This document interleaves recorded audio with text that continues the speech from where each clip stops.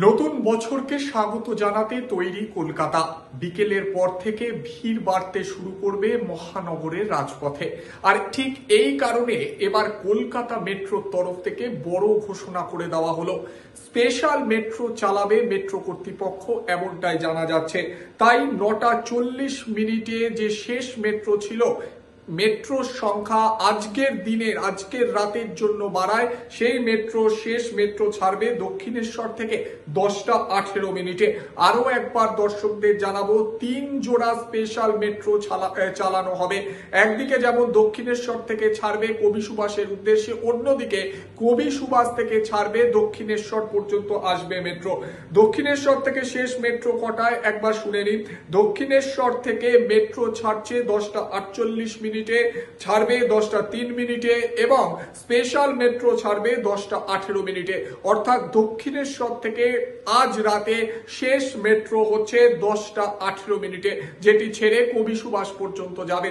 অন্যদিকে কবি সুভাষ থেকে যে 3টি স্পেশাল ট্রেন দেওয়া হয়েছে সেটি ছাড়ছে রাত 9:55, 10:10 এবং শেষ মেট্রো ছাড়বে 10:25। আরো একবার দর্শকদের জানাবো, বর্ষবরণ তৈরি, একেবারে বর্ষবরণের জন্য তৈরি গোটা মহানগর। আনন্দে মেতে উঠেছে কলকাতা।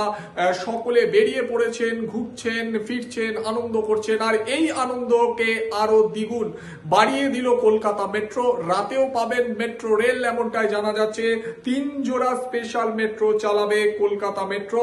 জানা যাচ্ছে দক্ষিণেশ্বর থেকে রাত শেষ মেট্রো ছাড়ছে 10:18। অন্যদিকে কবি সুভাষ থেকে শেষ মেট্রো ছাড়ছে 10:25।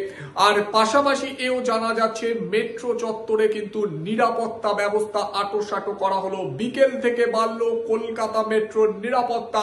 মহিলা পুলিশ থেকে শুরু করে আরপিএফ একেবারে টহল দেবে প্রত্যেকটা মেট্রোর।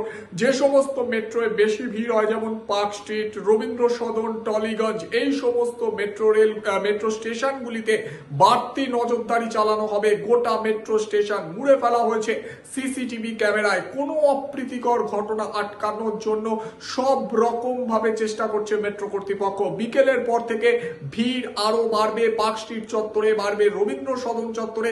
সেই কারণে এই ভিড়ের চাপ সামলানোর জন্য আগে ভাগেই প্রস্তুত কলকাতা মেট্রো।